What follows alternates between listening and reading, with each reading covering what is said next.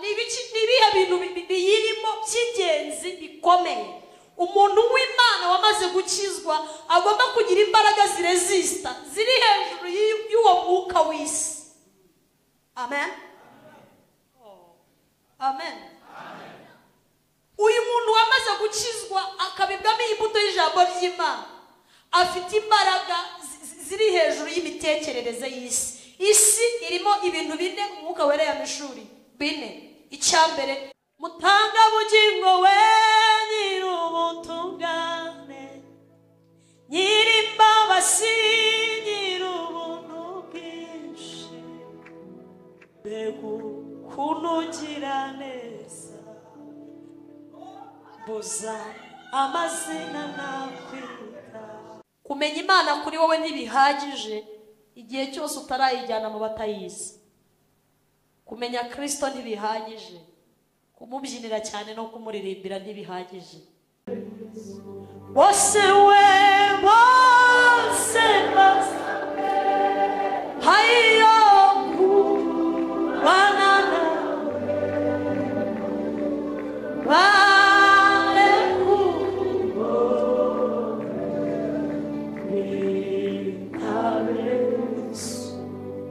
bose ntibazagukunda, bose ntibazaguhemba wabyaye, bose ntibazagusura, bose ntibazaguha amafaranga. Ndashaka kuvuga imbaraga eshatu zishoboza umuntu igihe akijijwe zikamushoboza kunesha ibihe bitatu bikomeye bigoye isi, bigoye ikiremwa muntu, bigoye abizera. Munyikirize amen. Yesu ashimwe cyane. Haleluya, haleluya. Nitwa Joseline Katete, ndi umukobwa, ndi umukristo mu itorero ryo mu Gatenga. Ndashima Imana ko yampaye agakiza kandi ikantoranya magana menshi, ikanyihishurira muri Kristo Yesu. Imana yakoze iby'imbaraga. Haleluya. Turashima Imana kandi ko iduhaye umwanya wo kuvuga ijambo ryayo muri uyu mugoroba, uruhando rw'abavuga butumwa benshi bari muri iki gihugu. Imana ikabishimye ko tuganira ijambo ry'Imana inyuze muri nge. Imana ihabwa icyubahiro. Ndashimira abayobozi b'itorero batugiriye icyizere ku bufatanye na Minisiteri y'Urubyiruko kugira ngo tuzaze kuganiriza abantu b'Imana ibya Yesu, twibukiranya impamvu y'uru rugendo rwo kujya mu ijuru. Byose byarumviswe nta gishya, ahubwo igihe hari no kwibukiranya. Rero abayobozi mushumba w'itorero nabo mwafatikanije kuturarika, Imana ibamugisha mu izina rya Yesu. Turashimira n'abakristo baje mu materaniro uyu munsi, korali zaturirimbiye neza. Abakristo bicaye bumva ijambo ry'Imana, urasa neza. Imana ibamugisha. Yarivuze ngo Imana ibamugisha. Reka dusome ijambo ry'Imana twumve icyo Umwuka Wera avugana natwe muri mugoroba. Some igitabo cya Danieli igice cya mbere, igitabo cy'umuhanuzi Danieli igice cya mbere umurongo wa 8. Hanyuma ndasaba bari kuri tekinike banzamurire turu nabo ndi kwiyumva kugira ngo ntaza kuvunika. Ndakoresha ijwi rito ko mbizi neza ko urusaku rutemewe. Danieli, igitabo cy'umuhanuzi Danieli igice cya mbere umurongo wa 8. Some mu izina rya Yesu Kristo. Aravuze ngo maze Danieli agambirira mu mutima we kutaziyandurisha ibyo kurya by'umwami cyangwa vino yanywaga, aricyo cyatumye yinginga uwo mutware w'inkone kugira ngo atiyanduza. Kandi Imana yari yatumye Danieli atona ku mutware w'inkone agakundwa nawe. Amen. Rwandiko rwa Yuda rugira igice kimwe gusa umurongo wa 3. Rwandiko rwa Yuda rugira igice kimwe gusa, usome umurongo wa 3. Aravuze ngo bakundwa, ubwo nagiraga umwete wo kubandikira iby'agakiza dusangiye, hiyumvisemo ko mpaswe kubahugura kugira ngo mushishikarire kurwanira ibyo kwizera abera bahawe rimwe bakageza iteka ryose. Amen. Yesu ashimwe cyane. Haleluya. Uraza kujya munyikiriza birakunda. Haleluya. Aha, Imana ibamugisha. sabe niba hari umucuranzi uri hafi Eric aze ndirimbe gato hanyuma tuganire amagambo y'Imana. Imana ihabwe icyubahiro. Yesu ashimwe cyane. Imana ihabwe icyubahiro. Nasenze Yesu ngo aze kunshyigikira kuvuga aya magambo, cyane ko Imana itavuga mu Kinyarwanda ahubwo Imana ivuga mu rurimi rw'ijuru. Uko ijuru rivuga niko Imana ivuga. Ntabwo Bibiliya yanditswe mu Kinyarwanda ahubwo yanditswe mu rurimi rw'ijuru. Reka turirimbe rero hanyuma tuganire aya magambo mu minota itari myinshi. Abaririmbyi bongere baturirimbire. Hariho igihe kizagera Umwami Yesu agarutse kutujyana iyo mu ijuru, ati nimuze bana banjye bazaduhanagura amarira twaririye muri iyi si mbi. Hariho igihe kizagera Umwami Yesu agarutse kutujyana iyo mu ijuru, ati nimuze bana banjye bazaduhanagura amarira twaririye muri iyi si mbi. Nishimiye kuzakubona Yesu, ugusaba ugarutse kunjyana, ugusaba ugeze ku bicu, nanjye mpite musanganira. Nishimiye kuzakubona Yesu, ugusaba ugarutse kunjyana, ugusaba ugeze ku bicu, nanjye mpite musanganira. Tuzibagirwa imibabaro yose, tuzibera mu munezero, mbega ukuntu bizaba ari byiza. Tuzibanira n'umucunguzi, tuzibera mu munezero, mbega ukuntu bizaba bimeze. Nishimiye kuzakubona Yesu, ugusaba ugarutse kunjyana, ugusaba ugeze ku bicu, nanjye mpite musanganira. Dukomere Imana amashyi tuyishimire ko tuzongera tukabonana na Yesu. Mutanga bugingo we nyir'ubutungane, nyir'imbabazi, nyir'ubuntu bwinshi, mbega ukuntu ugira neza, mbuza amazina nakwita. Haleluya. Tuganira aya magambo afite intego ivuga ngo gukizwa si ukubura uko umuntu agira, ahubwo ni ukubaho mu buzima bw'ijuru. Ego, gukizwa si ukubura uko umuntu agira ngo bizemo nk'uwiyahuye. Oya, ntabwo gukizwa ari ukubura uko umuntu agira, ahubwo ni ukubaho mu bundi buzima butandukanye n'ubwo wabagamo. Kwakira Yesu nk'umwami n'umukiza si amahitamo ameze nko kubura ikindi kintu uhitamo, ahubwo n'ubuzima buryoshye buruta ubundi buzima.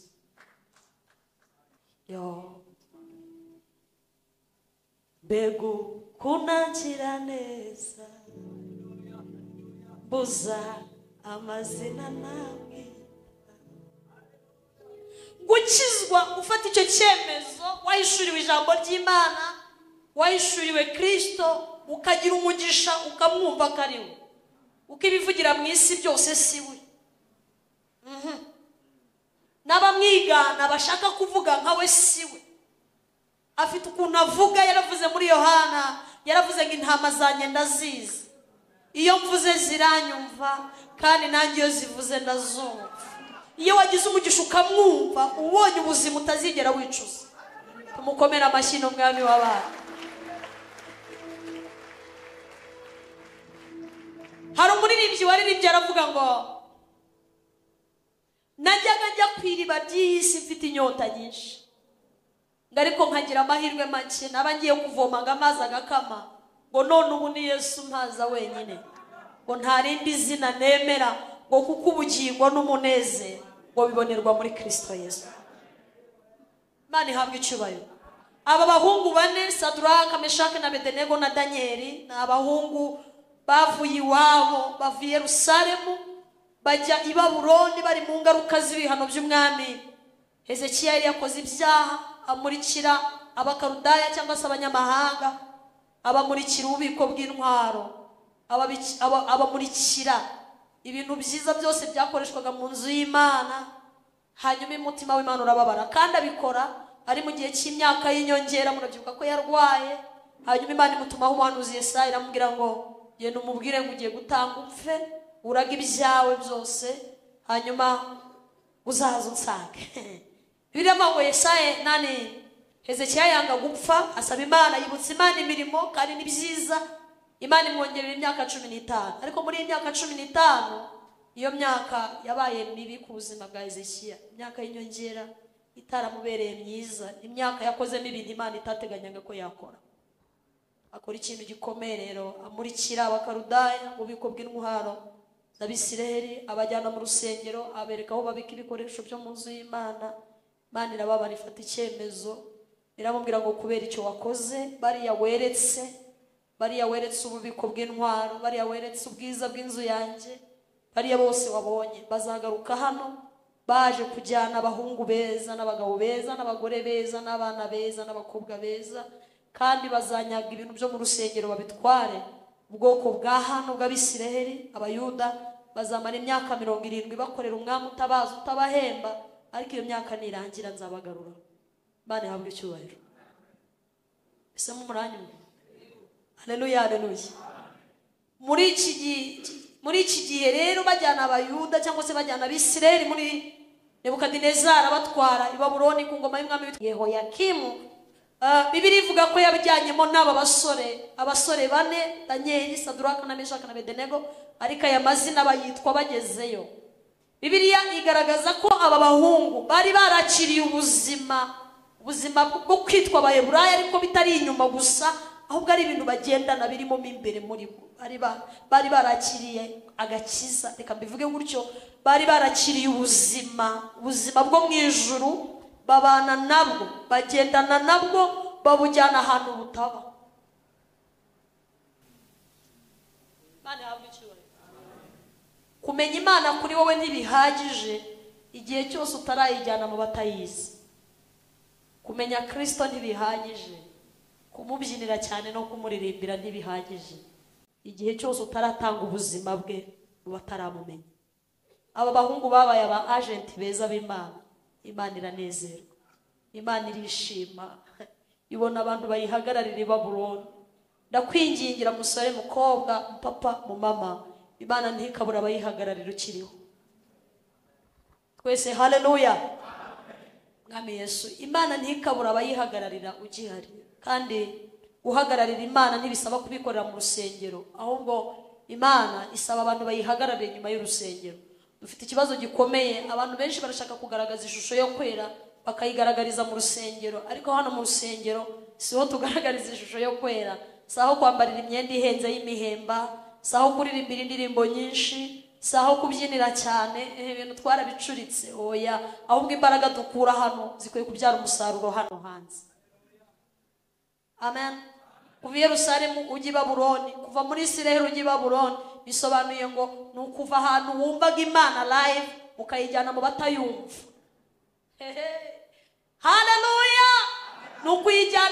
batayumva, aho batabyina, aho inanga bazimanika, aho indirimbo zisa n'izikamye hagasigara izo mu mutima, aho utazaterana nibature, aho utazabona korari yo kurepeteramo, i Babuloni ntabihaba, inanga barazimanika.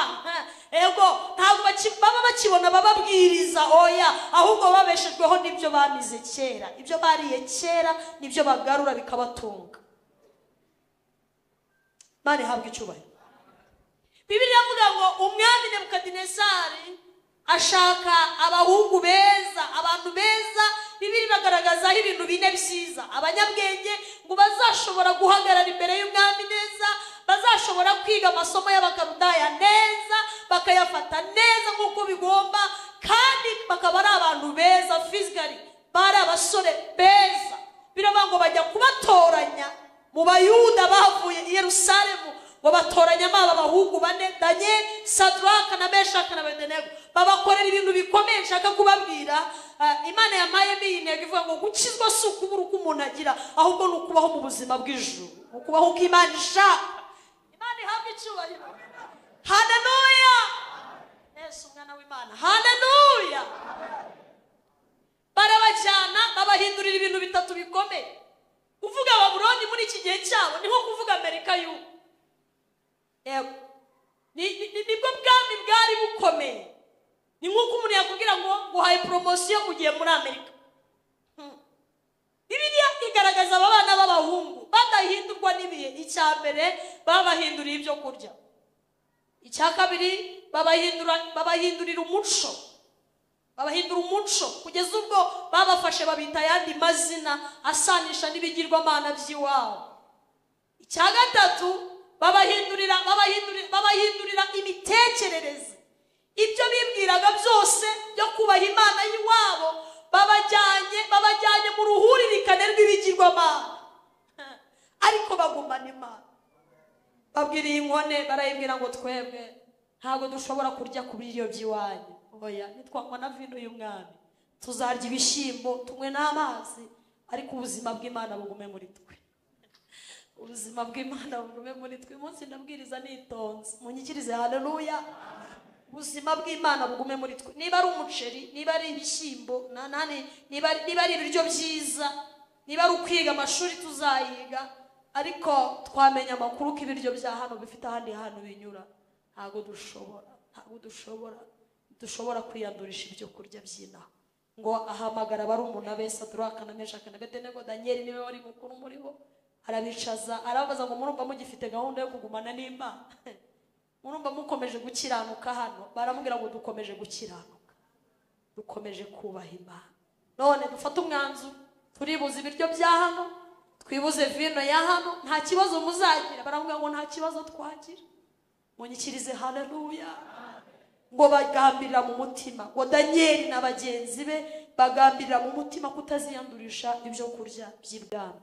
Ndashaka kuvuga imbaraga eshatu zishoboza umuntu igihe akijijwe, zikamushoboza kunesha ibihe bitatu bikomeye bigoye isi, bigoye ikiremwa muntu, bigoye abizera. Munyikirize. Amen.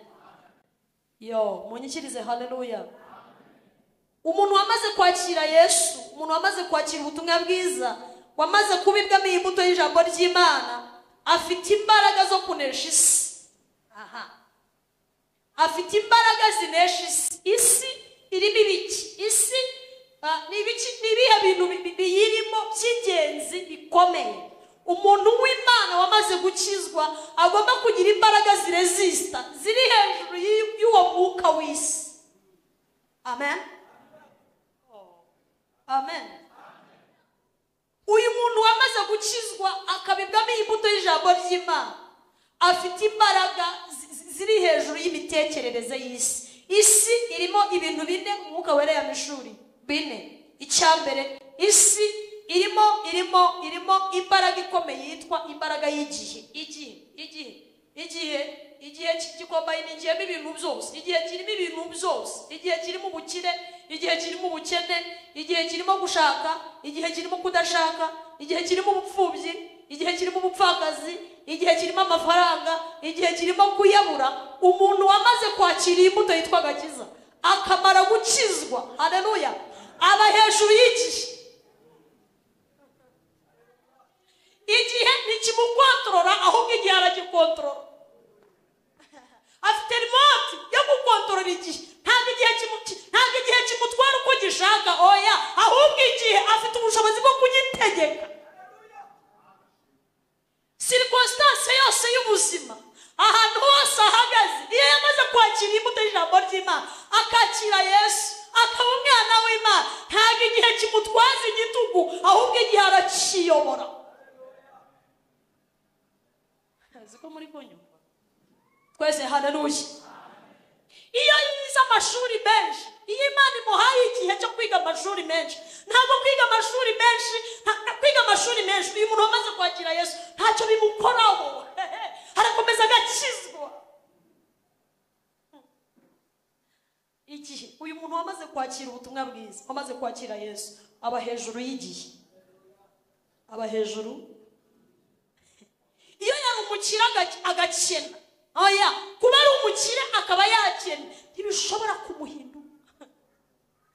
Afite imbaraga ziri hejuru y'igihe. Igihe aragikontorora, amenya uko agitwara. Iyo yari uworoheje akaba ukomeye, ntabwo ahindura ibyitware, ntahindura ururimi, ntahindura kuko yari ameze, oya, afite imbaraga ziba hejuru y'igihe. Igihe cy'ubukene n'igihe cy'ubukire ahora ari umukristo. Uyu muntu wamaze kwakira imbuto y'agakiza ari hejuru y'igihe. Imana ihabwe icyubahiro. Bimwe mu bintu bigora Imana bituma uretse kitagorwa, bimwe mu bintu bishobora gutuma Imana ifata umwanzuro wo kugira ibintu yimpa abantu, nuko batagira imbaraga zikontorora igihe. Yego, abo turi kumwe, amen. Imbaraga zikontorora igihe. Uyu munsi umuntu aba ntacyo afite, yubaha Imana. Nibyo nababwiye ngo gukizwa si ukubura uko umuntu agira, oya, ahubwo gukizwa ni amahitamo meza agushoboza kuba mu gihe, igihe ntikikuremerere ahubwo wowe ukakiremerera.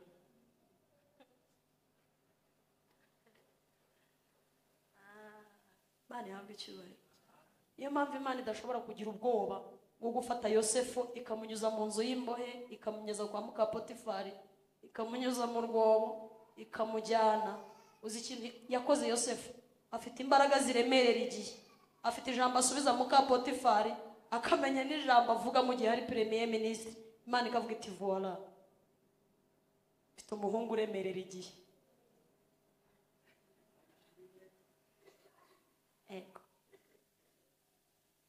Abo turi kumwe, amen.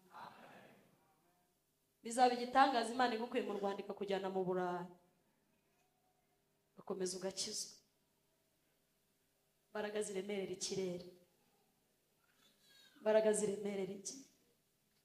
Cyaba igitangaza Imana igukuye ahantu uri umukozi wo mu rugo, ikaguha ikiduka gikomeye hano muri Matewusi, ugakomeza ukaremerera igihe, ntuhindurwe n'ibintu. Kizaba igitangaza igihe Imana izagukura ahantu ugenza amaguru, ikaguha imodoka ya Vewiti cyangwa Rava cyangwa n'izindi, ugatega indege buri munsi ujya kurangura Dubai cyangwa mu Bushinwa, bitewe n'icyiciro cy'ubudehe, ariko ugakomeza ukaremerera igihe. Niho umuririmbyi yavuze ngo ngende umukristo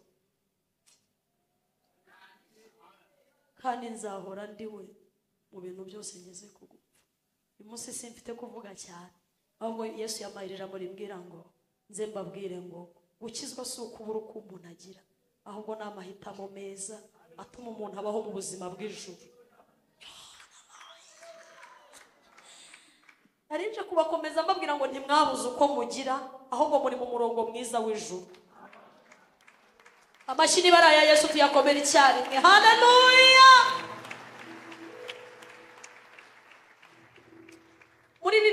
Muri Bibiliya harimo abantu bantangaje. Niyo mbavuze nsheshuru meza, ufata umukobwa witwa Esteri ukamuvana ahantu hameze kuriya, ukamuzana mu gihugu cyisiga makeup.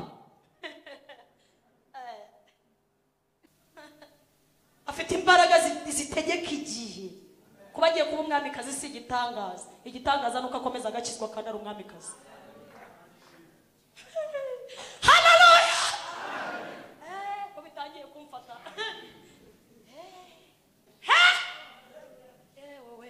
igitangaza cyarabaye. Iyo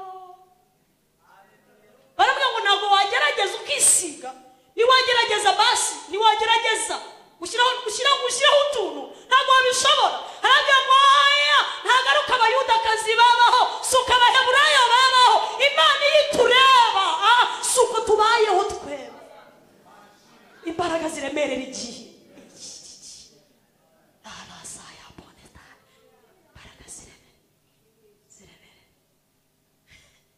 Nuko watangiye kudutwika nta n'ibyo urabona.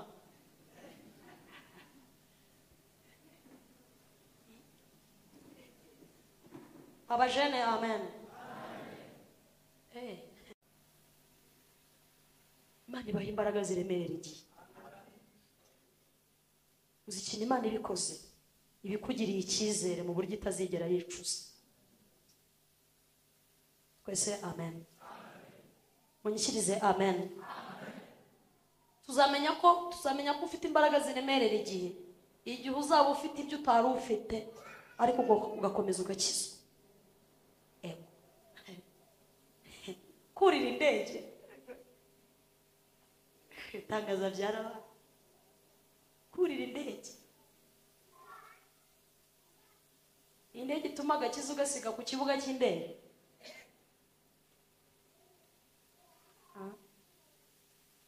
Simwaje gusenga, ibyo ntaho bihurira no kubyina cyane rero. Akaba kabonye Imana igicaniro cy'Uwiteka kiri hano hantu. Apana, kigira imbaraga iyo wahawe imbaraga ziremerera igihe. Munyikirize amen. Bibiliya rero irimo abantu umuntu avuga agashesha umeze. Wowe Mwamikazi Esther, Mwamikazi usenga akiyiriza amasengesho y'iminsi 3, afite stoke zuzuye ibiryo.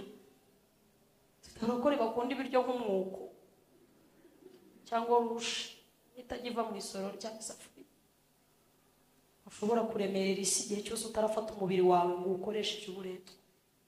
Mushobora ukizwa so kubura uko umuntu agira, ni amahitamo meza tubahunguka ijuru rishaka ko tuba. Munyikirize amen. Abaje gusenga haleluya.